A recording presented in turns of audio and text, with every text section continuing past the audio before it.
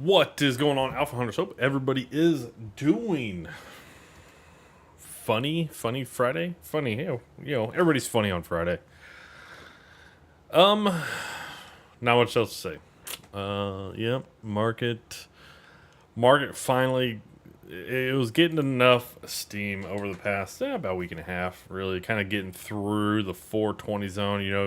It popped over at first like 2 weeks ago, and it came back down pretty hard. But what I was kind of thinking yesterday, and I didn't have enough time to really even adjust before I kind of looked at this after the market closed yesterday. But we had a nice little run then, kind of to end out the month of May. Got back over 4,200, came back below it to end out the month of May, and then yesterday, like this is where the reversal area should have been.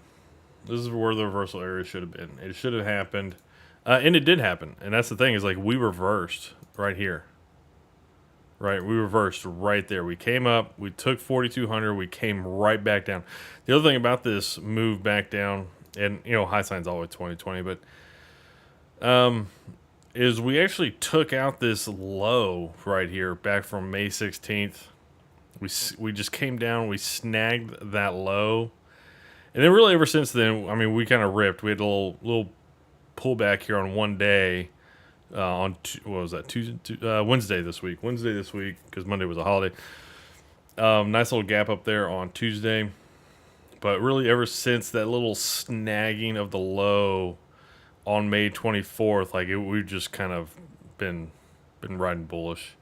We've had a couple of gap ups here ever since. Nice little gap up to start the week on Tuesday. Nice little gap up today. Now, is the market I mean, going to all-time highs, people are going to be like, oh, man, look at this clear breakout. This is a very clear breakout. This is very good. I really kind of kick myself for this because I definitely do like flipping positions, especially when the market proves to me like, hey, it's going to go higher.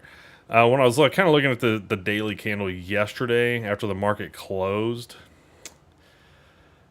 I mean, it just looked like it was, we're going to push higher. Like, this is the highest close that we have had on a daily time frame. I mean, you're going to have to go all the way back to August. Easily all the way back to August. Basically all the way back to August 19th. I mean, that was the highest close yesterday. And, I mean, when we were looking yesterday at the live stream, I know yesterday we are kind of looking at a few other things, but, we did look at some intraday price action. And what was very interesting about yesterday is the IWM and small caps, they're crushing it today, but it started yesterday. We briefly kind of looked at this early sell down in the morning and then this huge run. And it was mostly led by the sectors of the market that haven't been performing over the past couple of months, right? It's been all about AI, big tech, and all that kind of stuff. But this run that was led right here in small caps and other sectors that haven't been performing was kind of everything you needed to know. If you take a look at the IWM and compare that to the Qs, I mean, the Qs was up. Like everything in the market was kind of up in that time period, even the SPY. The Dow Jones, everything was up, but the IWM crushed that time period. And let me just do this IWM Qs, and you can see right here, this is a relationship between the IWM and the Qs. And I mean, if we go back, past several days, weeks, months, the Qs are absolutely blowing out the IWM. But you can see here that switch that happened right there. And the IWM kind of was lagging behind throughout the rest of the day, but it wasn't horrible. It was okay, people kind of rotated back into tech. But that was a pretty significant change, and you saw it was a very sharp change too. It wasn't this is a little bit IWM outperformance. What was that, Wednesday? So it wasn't, I mean, that's not a big deal, but this one was a much sharper of a move. It was a much sharper move. And then that's all you've seen today is small caps. The sectors that haven't been working have just been dominating, absolutely dominating. So it is what it is. But here's the longer term time frame. I mean, the IWM and is the IWM due for a rally here? Probably. In relative to like the Qs, big tech and SPY, and probably, honestly, probably because it's gotten a bit. I'm gonna go to the Qs IWM. I like looking at it this way, longer term. So I mean, we all have kind of seen this chart before. The tech bubble that was back in 2000. So yeah, you knew how high it was back then, and then actually, let me do this. Let me do is it NDX? Yeah, the Nasdaq 100 by the RUT. There we go. That gives a little bit more time, so you can see, going into that tech bubble, the run up, the top that we had, and really we didn't even take out that all-time high top on this relationship. But I mean, we are there. We are there, and with how much we've moved here over the past 3 months on this relationship, could be due for a much longer term pause here. But you can see, just looking at a monthly chart here. I mean, this is a monthly time frame, right? So I mean, you can see like it's had already the start of June has been a pretty strong rotation into the Russell and out of big tech. So yeah, just kind of an interesting thing. But one of the reasons why that's kind of a bummer is, going back to the SPY, was tech was leading and holding up the market, right? It was holding up the SPY, right? The SP 500. So big tech was holding up the SP 500 for the past couple of months while it kept moving higher. And then just the eyeball test, like the IWM wasn't really going anywhere, right? It just wasn't participating. And so all those sectors that just weren't participating, they were getting beat down a little bit. Even the equal weight SP 500 kind of trending down, so you knew like everything else was just getting hit a little bit and getting compressed. And then finally tech broke out here over the past couple of weeks, had a nice run up, and then you finally got everything else to push higher and has exploded the SPY here past 2 days. So it is what it is. The next thing that we need to kind of figure out is bull run, or are we coming into another major resistance level? I mean, you can always point to reasons to be bearish. I hate being bearish, but I don't like being bullish above the long-term exponential trend lines, and that's just kind of where I'm at. I just don't like it. I would really much like to come down to these levels. Yep. Anyways, that's just kind of where I'm at right now. I'm trying to figure it out, and we're going to look at some things to judge, get some information, see if the rally that we've been on over the past, since October to, what was that, 9 months? I mean, October, 8 months-ish, 8.5 months. Is this like a new bull run? Or is this like the mother of all bear market rallies before the rollover? It's going to be very interesting. We do have a pretty large open gap between yesterday and today. Any kind of drops here over the next like week or two, since we've gotten through this area, are going to be bought up. So anything above any kind of pullbacks to the 10 exponential moving average down to 4,200, 420 on the SPY are going to be bought up, because it should, right? We just broke out. We should retest into these areas. And, if we do retest into the areas, they're going to be bought up. So I might be playing some of that bullishly. It'd be very short-term moves. I'm not going to be trying to do crazy things. I am still moderately, midterm bearish. Mostly because we are above that exponential long-term exponential trend line, and until we really kind of rebalance down to that, I don't really want to be a bull until that kind of happens. I can also say I would be okay with not being a bear, but it's yeah, that's just kind of where I'm at. I just don't want to be bullish up until that point. So, anyways, this is kind of where I'm at. But we're gonna go through the market and kind of look at some things. The other thing that was kind of interesting about a lot of the past several weeks is the dollar. Typically, and I've mentioned this before, typically when the dollar's bullish, that's bearish for stocks. Well, what did we see for the most of May? Well, I mean, the dollar was strong. The dollar was moving really strong. Well, the SPY wasn't exactly bearish. And now that over the past couple of days, I know today the dollar's up, but past couple of days, the dollar dropped off. Had maybe just a retest. Maybe it's just a retest, and now we get to popping bullish again. You know, but when those normal relationships kind of are supposed to happen, like the dollar bullish, stocks should be bearish, and they're kind of still trending in the same direction, and then the dollar drops, and the stocks then explode higher. That's kind of once you get through a major kind of resistance zone like we had at around 4,200 on the SPY or SPX 420 on the SPY. It kind of it's the champagne cork analogies, the pop, and there it goes. I I would rather the move that we've had in the past 2 days happen though than us to trickle up a quarter, 0.5% every day through here.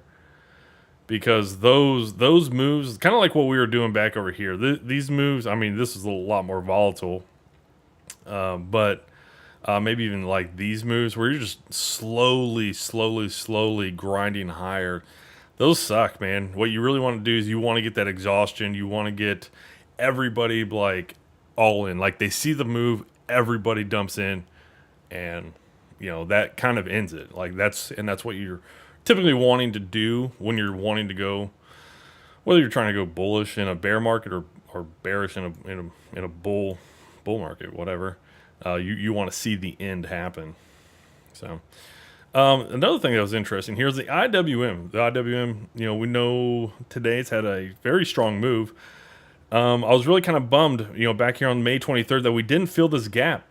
We did not fill this gap from back in March 9th to 10th. But what did we just do just a few minutes ago, like shortly before I got on the mic here, is we actually got to 181.28. So 181.28, that is the bottom of that previous gap down that we had. What's going on, Vince? How you doing, brother?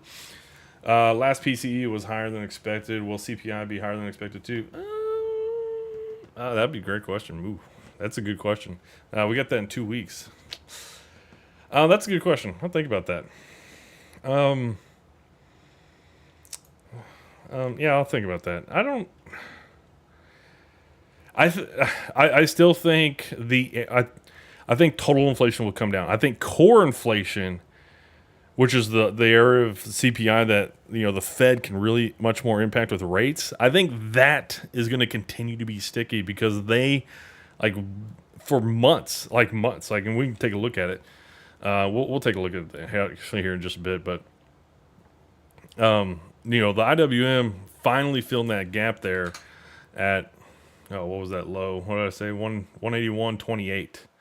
181.28. So yeah, we finally just filled that gap, and we did it on a day where the IWM was up 3%. Now here's what's interesting. It's very difficult to say the IWM is going to be bearish from here, just from filling that gap. I would have liked it if it would have filled it right here. That maybe would have been more bearish off of that. But this past 2-day run on the IWM, that just says to me we're going to be a little bit more bearish, especially with how big this gap was here. I mean, we gapped up on the IWM over 1%. I know that. About a little over 1.25%. And, I mean, we're up 3%. Like, it's just, to me, I mean, we're taking out some previous tops here. We took out the top from May 23rd. We filled this gap. To me, it just says, like, hey, we're going to go a little bit higher. I could see us maybe run up to, like, 186 level, kind of at the bottom of like, this little rally spot, and then we kind of topped out in there previously, kind of in that area. So maybe like 186 to like 188, somewhere in there. Seems to make sense that we we maybe make a run to that area maybe next week on the IWM, and pay attention to the Qs because the Qs hugely lacking today. And I was really kind of bummed about the move today on the Qs, mostly because if you look at the move on yesterday on the SPY took out Tuesday's high yesterday by the close, but the Qs they did not. So I was really kind of hoping to see the Qs not take out Tuesday's high, and then we could say, oh, did you see that switch on the Qs make it a lower high while the SPY made a higher high? Now that's typically kind of what you want to see when you want to see the market kind of change, is you want to see like the Qs not make another low when the SPY makes another low, or the Qs not make another high when the SPY makes another high. And I mean, you can go back and look at the all-time high. SPY made another high like basically January 3rd. The Qs actually topped out in November. Okay, so that is typically kind of what you want to see, and that might still happen here over the next couple of weeks. It might still happen. I mean, the Qs might start to lag behind here from here. You know, maybe they don't make any more highs. They come back down here over the next couple of trading days, and then maybe the SPY retests into like 4,200, and they push back higher. They come take out the high that they're putting in today. The Qs bounce. They drop. They bounce. They don't take out today's high. I mean, it's just I mean, the only thing I'm going to say is it's going to be choppy here for the next couple of weeks. If the market is going to roll over, I would imagine it probably does, but it's not going to be easy. It's not going to be smooth. It's going to be very difficult and choppy. It's going to be probably a good time to be trading shorter term. Swing traders are probably going to get smoked. I think the past like week or so, swing trading, you got your direction bullish. So that's just kind of my thoughts there. All right, so let's talk about CPI, core inflation, talk about jobs, and then make a run through some of the stuff on the market. And I want to actually pull in some things on the SPX, take a look at some things. So non-farm payrolls came in high, unemployment came in high. This is really interesting. Non-farm payrolls. So it was expected to come in at 190K. It came in at 339K. Unemployment rate was supposed to come in at 3.5% up. Up. It was supposed to expected to trend higher. Well, it came in at 3.7%. So there was a video I kind of wanted to watch on Finance Yahoo. Is the jobs report useless? And I don't know. I don't know. I mean, I wanted to kind of see what that video was going to say, and it's so interesting because why? I mean, this is not the first time we've seen non-farmers payroll get blown out like this. There's been a few other times. Let me clear up all this. Jeez. There was a few other times. My gosh. Dude, COVID so jacks up charts, man. There was a few other times here the past couple months where, this one. Maybe it was January. January came in so high, and I think they actually revised it down. But I don't know why they don't change these numbers. I don't know why. They should, because they get revised, over the next like 2-3 months, and it just seems weird that unemployment goes up 3.7%, and you also had non-farm payrolls also go up, and it was a pretty substantial up. Now, are they going to probably revise it down?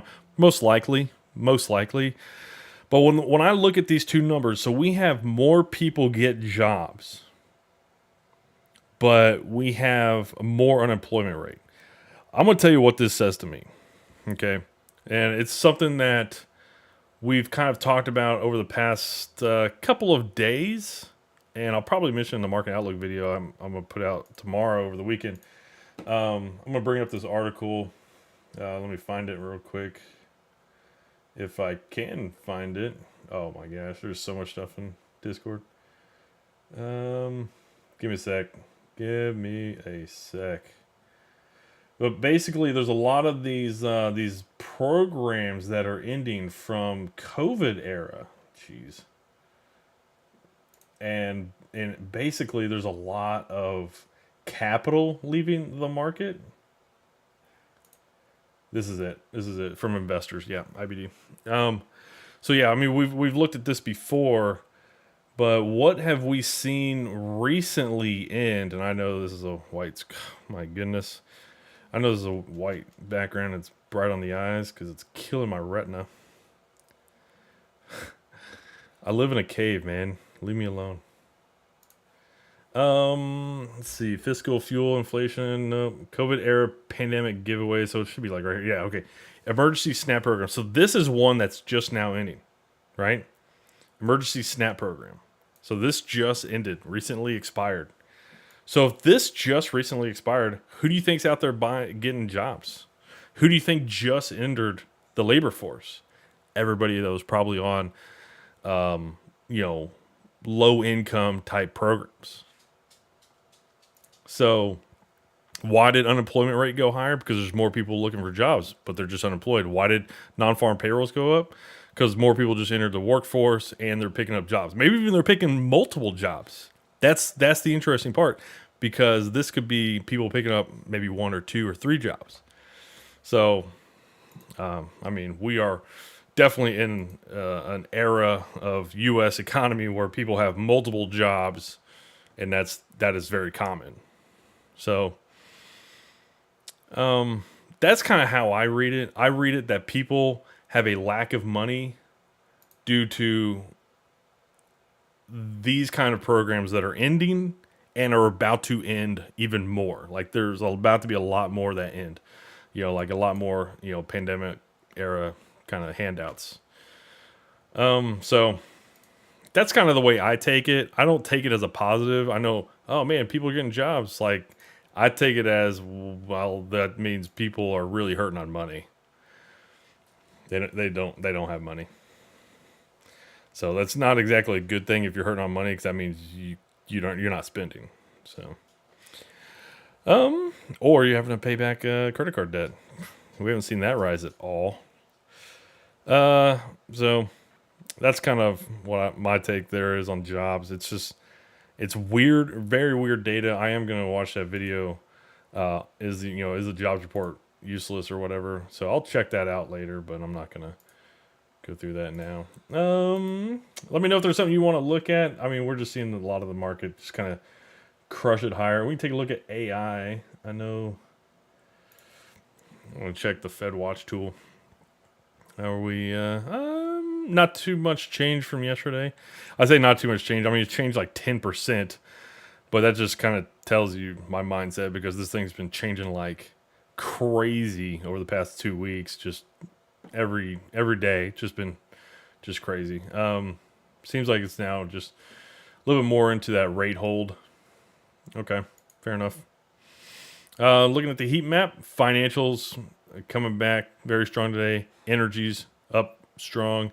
Industrials, look at cat and deer. I mean, these two have been absolutely annihilated. Look at cat up 8%, deer up 5%. Yeah, we're seeing rotation. We're seeing that rotation. So that's kind of good. But if tech is going to start to take a back seat, I mean, is that really good for the market? Because I mean, the market kind of goes as big tech goes. I mean, they just proved that over the past couple of months. CPI. Core inflation. U.S. core inflation. I'm curious if I can find this.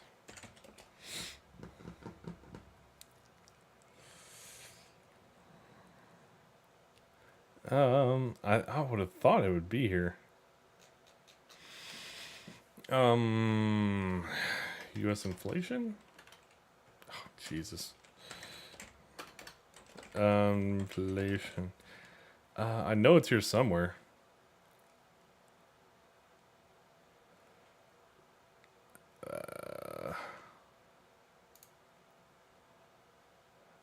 Goldman Sachs access inflation protected U.S. dollar bonds. Wow. Okay, I didn't know that asset existed. Man, I know it's out there. let me see if I can get out to PPI. So June. Oh no. Should be maybe the 13th. Yeah, there we go. Here we go. What is this? USCIR. Okay, core inflation rate. So USCIR is what it is. All right, perfect. So this is the part that the Fed has been having a problem with. You see how much it's stayed elevated over 5%. And so USCIR and then USIRMM. And then, wait, oh, that's the monthly. I don't want monthly. Sorry. USIR inflation rate year over year. Okay. So this, I mean, you can tell there's a huge difference, right, between core and year over year inflation rates. Like the core is staying elevated over 5% all throughout this time period, but the year over year inflation rate has, it's come down substantially since what was the peak back in last June. It's been a year. Man, crazy. So what I'm going to do is I'm going to tack on USCIR and see. So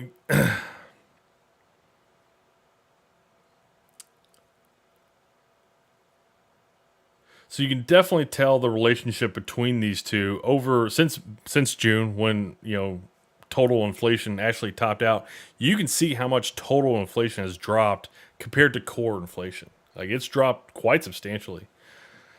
I mean, obviously, you'd probably expect core inflation to drop eventually, and I don't think you're going to get a lot. The big problem with core inflation is housing, and I don't think you're going to get a lot of reduction in home prices until people lose jobs.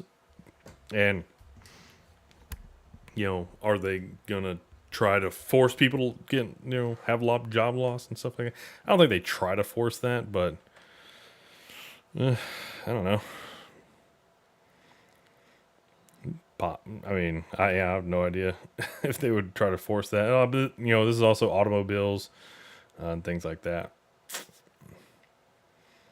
But yeah, I mean, it's just pretty obvious over the past 12 months now. It's just been pretty constant that core inflation has been holding up a whole lot better than the year over year inflation numbers. So, I want to do this. I'm going to get rid of all of these things because I can bring them back later on. Not a big deal. And I want to check and see if we've bottomed. If we have bottomed, I want to take a lot of the bottoms that we've had throughout history. I want to do it on a weekly time frame. And I'd like to kind of map it over, see if if this is tracking with normal bottoms that we've had in history. So it's just kind of my mindset. I just want to see kind of the pace of this because it doesn't seem like this would be the pace of a previous bottom, but could be wrong. Eyeball test never works all the time. So I'm gonna go back to I can go to 58 because there's 3 in the 60s. I really want to grab those. I don't think this was. I'm not gonna worry about that one. Okay. So yeah, it was this one, and this one. I might grab this one too. Yeah, I'll grab this one. And I'll grab for a year after.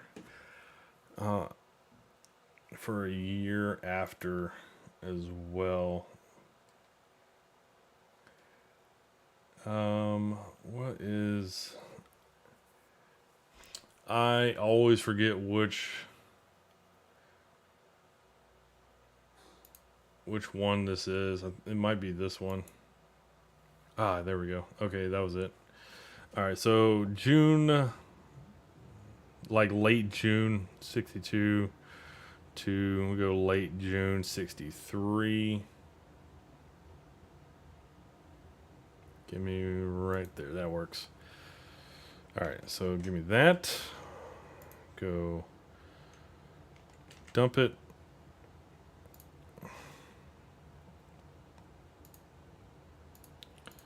What I'm gonna do is I'm gonna do this. I'm just gonna go right across the top and see how many I get in there. All right, boom. All right, I'm gonna go back. What was that? Say 63, something like that. Okay, I'm gonna grab this one. Look at the things you do. October 66, go to October 67. Was it the beginning or mid? Yeah, it's kind of second week maybe of October. Yeah, we'll grab that. Boom. Copy.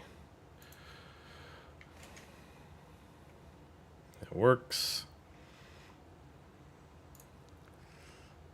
Go. So I just did that one. I'll do this one. All right. I know this is the funnest part about doing analysis, but it's like almost necessary, right? You gotta put in the time, do a little bit of analysis.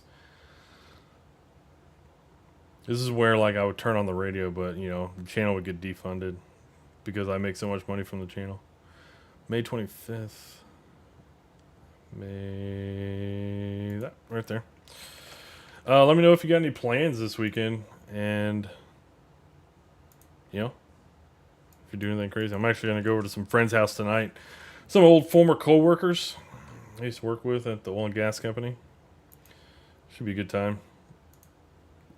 We haven't got together in a while, so it'd be kind of fun to get together, see everybody. I just did, yeah, this one. I just did that one. So obviously, then we got this one. Oh, shit, I'm losing track of which ones I did.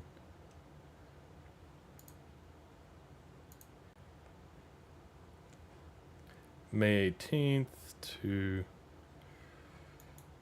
May 17th. Perfect.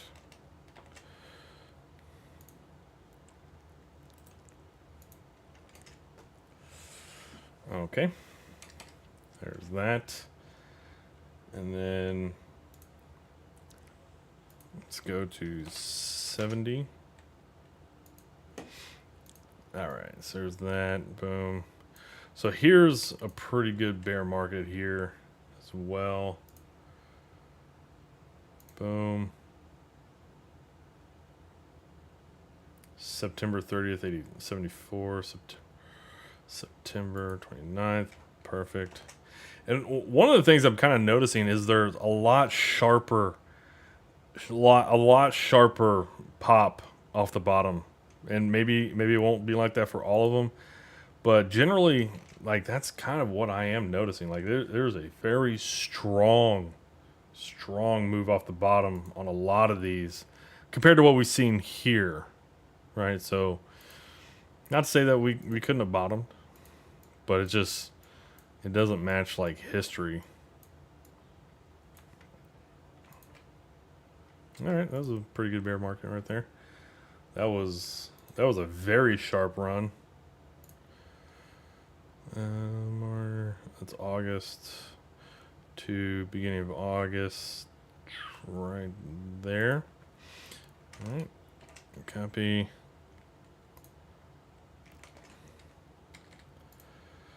And then,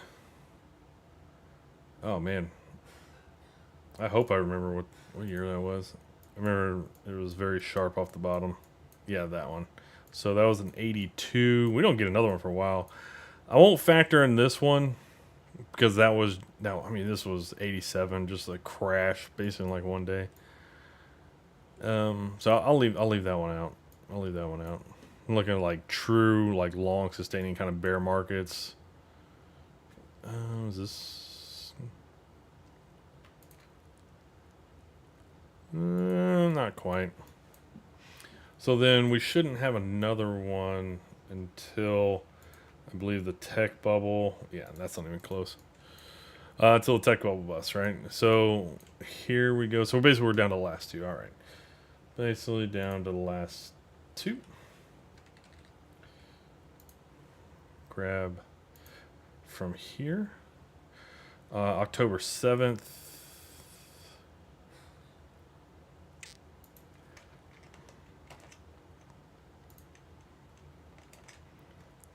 Okay, so there's that one.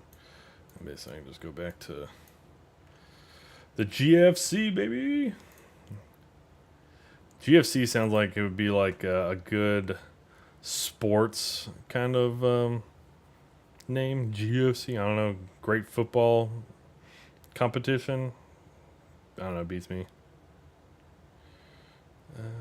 Yeah, that was it right there. Obviously, that was a very sharp run off the bottom there.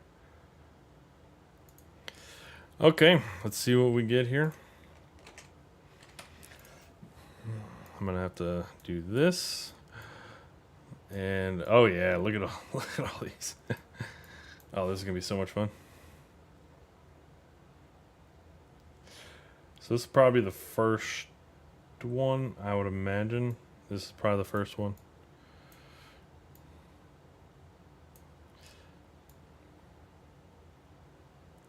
That should be somewhat of October. Tell you what, I'm not going to overlap them right now. For the simple fact,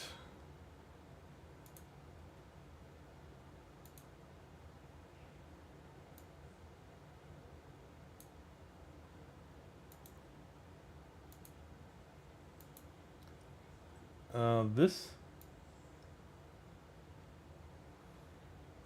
I think this is going to be the second one. This will be the third one. This,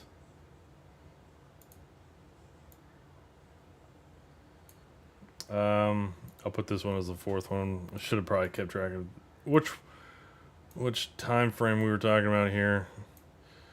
And then this is the GFC. I know that because it took out the low from the tech bubble bust. And that's tech bubble bust. All right, so I'm going to recolor these so we can actually freaking see what the hell we're talking about here. And give me this. Perfect.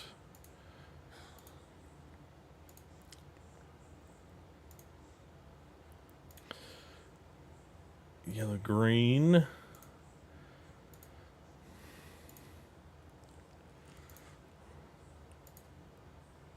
Man, I should have kept track of the years that these were. It's all right. It's okay.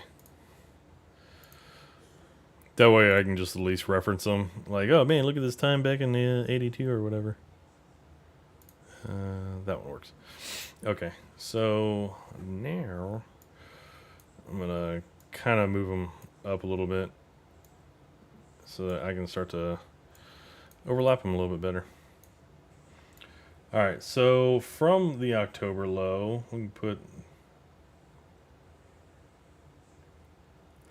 This is that first one in the 60s. Good grief.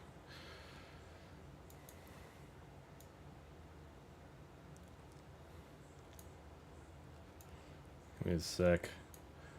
I'm gonna stagger them, but I need to get them closer so I can get it like as close to the spot as I possibly can. All right, my goodness. There we go. Okay, they're all there. All right, so that works.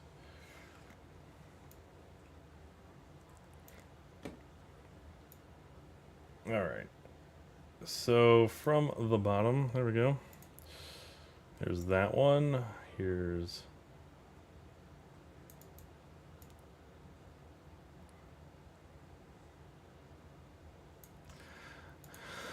man. Oh, come on.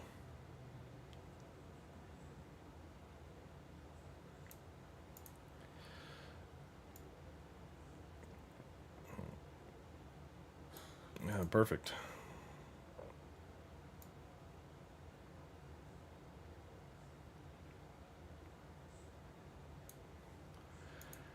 Okay. It's finally kind of mixing in with at least that pace. I mean, that pace was a sharper pop off the bottom than our current market would have you believe. This was, it should have been like,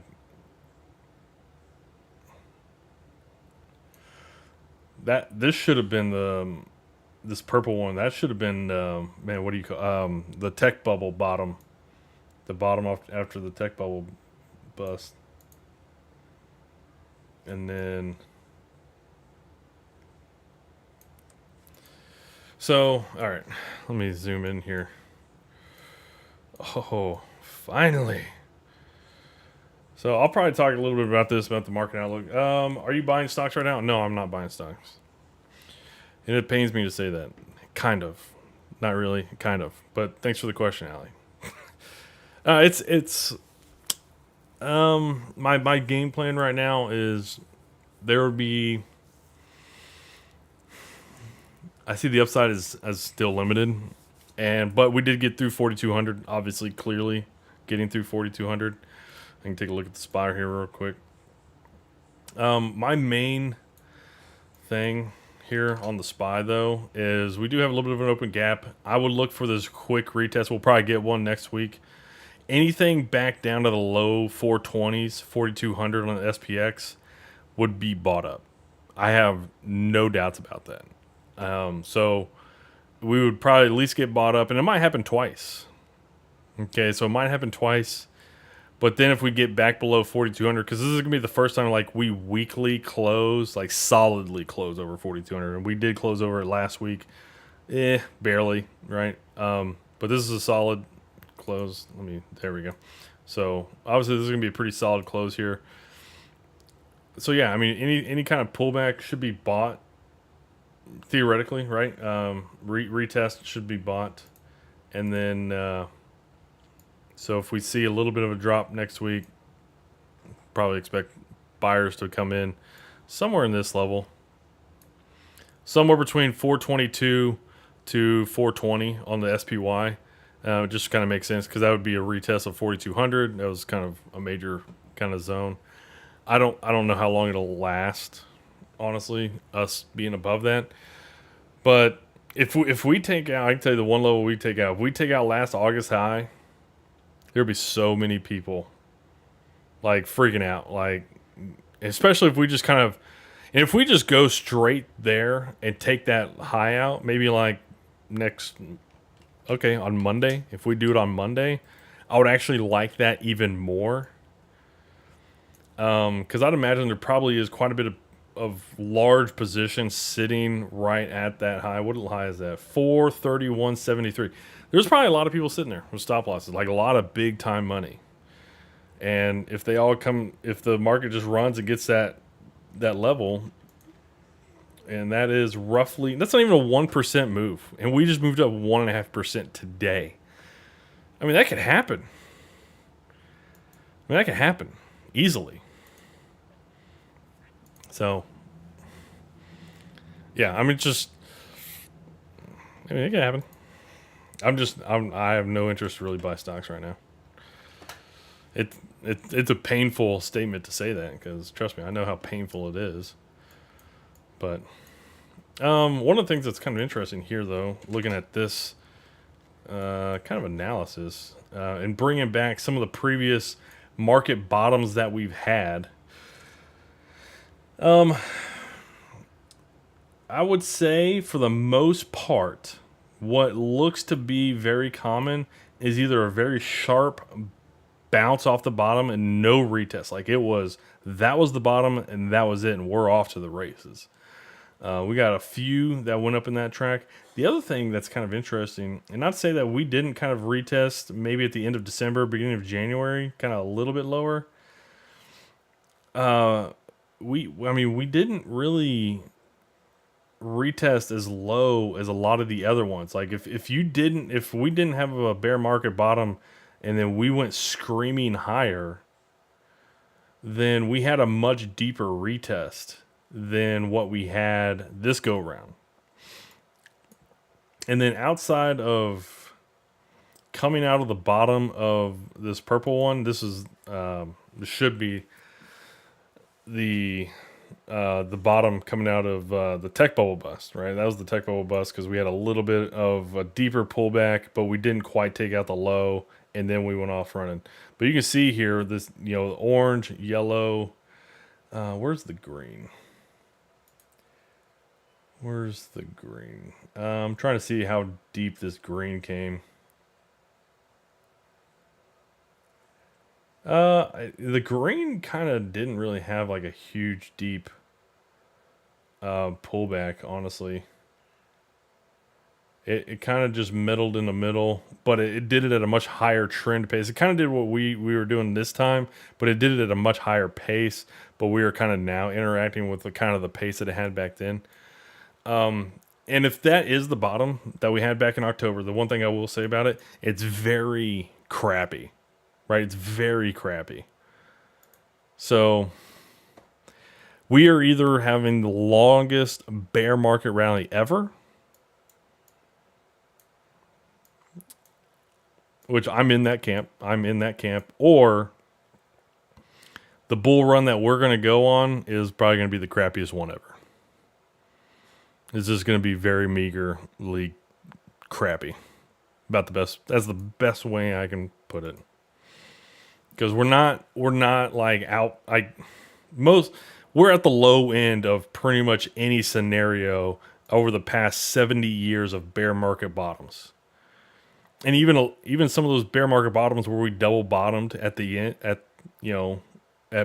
later, we tried to retest the previous low point of that bear market bottom. Like there was much stronger bounces. Like look at this yellow one. We're kind of on pace for that, but the yellow one just took off there for about 2 months, way stronger than what we did in January. Like if you think we rallied super hard in January, I mean that this yellow path here, much stronger of a run than what we did. Much stronger. Let me see if I can grab the orange. Orange, kind of matching it a little bit. But, the regional banking issue that time in March, late February, kind of we stopped matching that. The two scenarios we're kind of matching in with is this purple one. This is the bottom out of the tech bubble bust.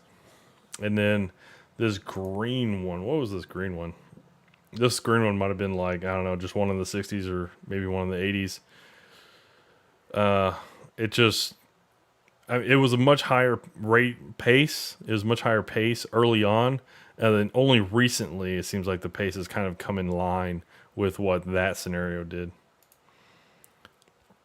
But yeah, I mean, it's either we're having like the crappiest start to the next bull run, or it's just going to be the longest bear market rally ever before we go back and drop down. So I'll leave this here on the SPX. There's no real need to go back and overlay the previous kind of tops that I had here previously, because we're way above those patterns and that kind of performance. But there's some similarities here that we are matching. Still some previous new bull market bottoms. So I'll leave that, and we'll eyeball this every now and then. I'll throw this kind of in there on tomorrow. Yeah, that's it. So yeah, it was kind of neat. It was a little neat exercise. Nothing complicated, but it's definitely it lets gets you perspective. Like, hey, you know what? We are meeting expectations of a new kind of bull market. Now, the one thing I will say, if you are bearish or you have been bearish, well, first off, claps to you. Second thing I'll say is just make sure you have stop losses in place, because we are at the lower end of any previous bear market bottom performance. We are at the very low end of that. So if we obviously start to break that down, then we're not going to be matching any of these previous bear market bottoms. And then at that point in time, we're probably on our way back down. So, that's about all I gotta say there. Yeah, it was pretty cool exercise. I liked it. I liked it a lot. One day, come on, give me the auto. Let's see how much the IWM up now. It's just crazy. Just that rotation, kind of was getting antsy about that. The Qs were just holding up the market, and then 90% of the stocks that haven't been performing, and all the other sectors. Look at it. Look at everything. I mean, outside of telecoms, which, by the way, if you didn't hear, I got a message. I don't know if Diet's on, but I got a message from Diet Cola this morning, basically saying, "Dude, AT&T's down. What the heck, man?" And then he sent me a message like, apparently Amazon is trying to make a partnership with one of the big telecom guys to provide low-cost cell service. And the only thing I can think is like Verizon and AT&T and T-Mobile, and none of those guys want to do that because low cost means low margin for them. But then again, you don't want the competition to get that deal. The other thing is, if they make a deal with, Amazon, then you just go make a deal with Walmart and see if they can wrap it into like Walmart Plus or whatever. That membership program. But yeah, you see Verizon's down pretty good today. How much have they moved around today?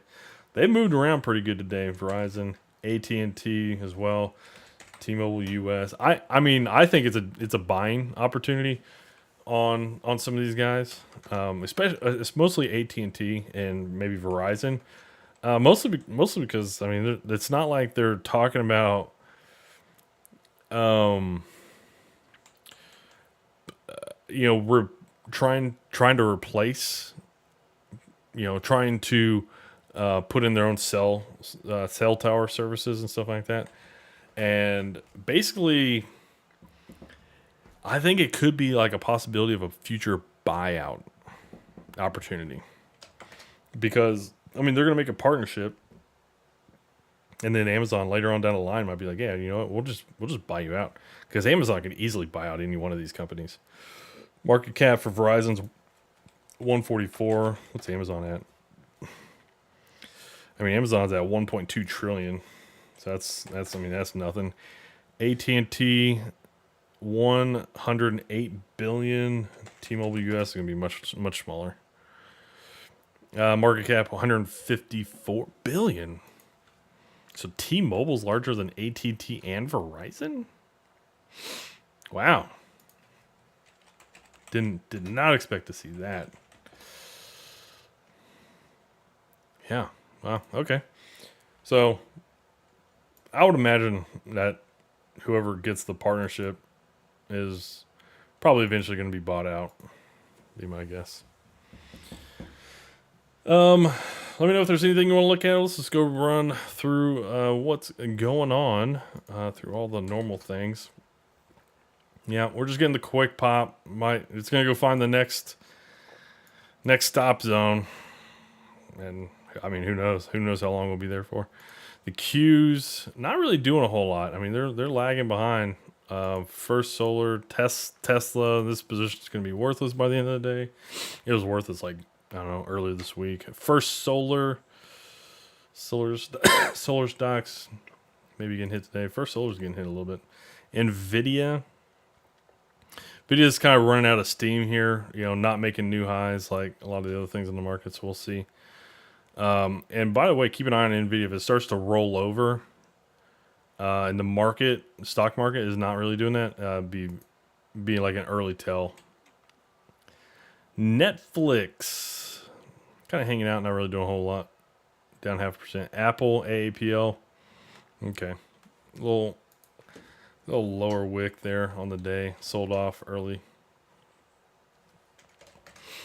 Yeah, good.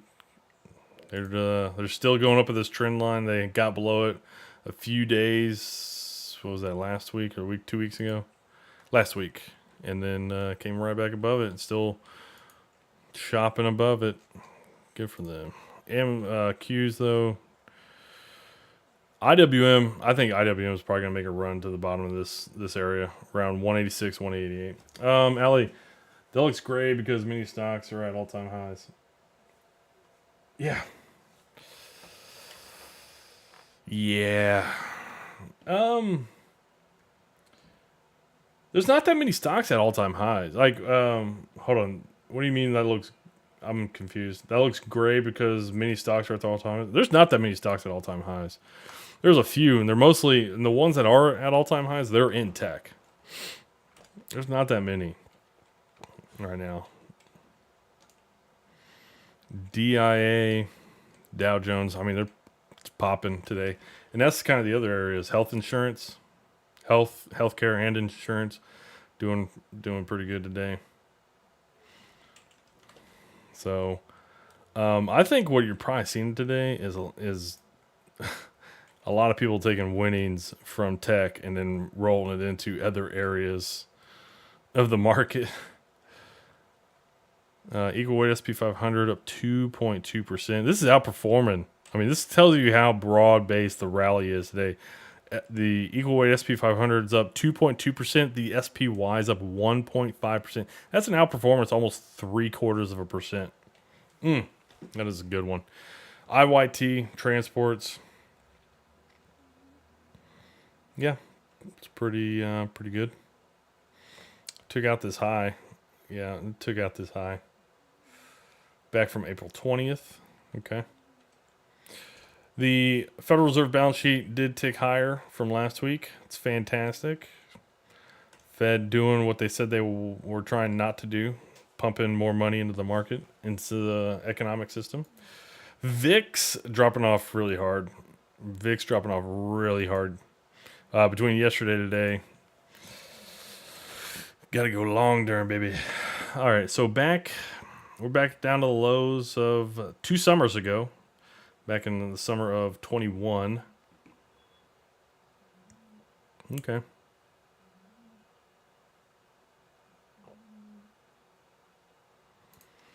Okay.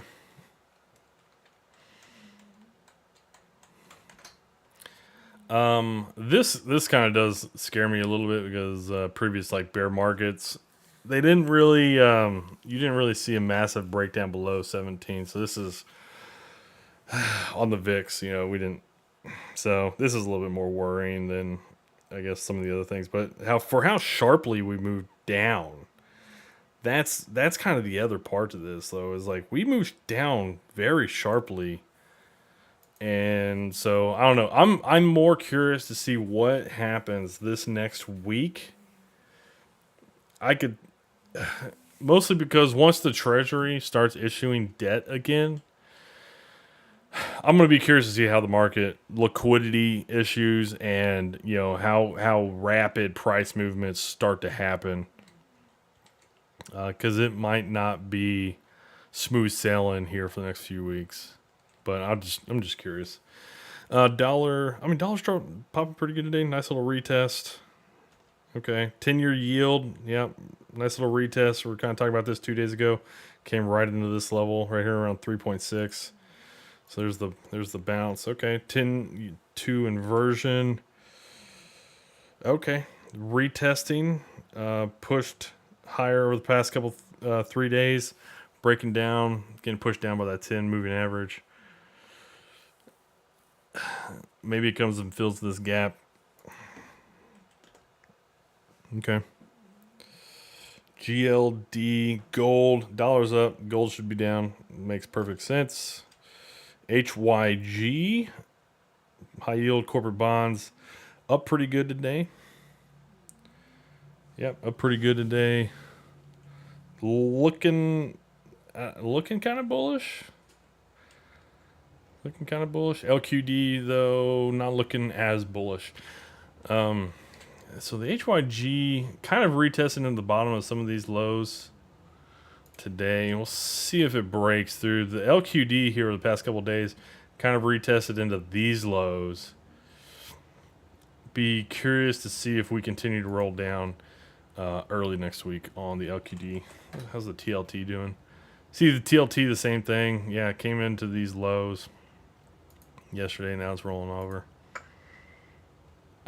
I'm gonna be curious to see what happens over the next week with market liquidity. Yeah, I'm gonna be really curious to see what happens because if the market liquidity starts to get sucked out, I mean, we can very easily take out price levels into the bearish direction pretty quick. And that's typically what happens in illiquid markets is you go through price levels much faster. So, Outfunners, that's all I got. Hopefully, y'all have a great weekend. I will. I'm going to go have a good time tonight with some friends. And see what happens next week. Alrighty. Take care, Outfunners.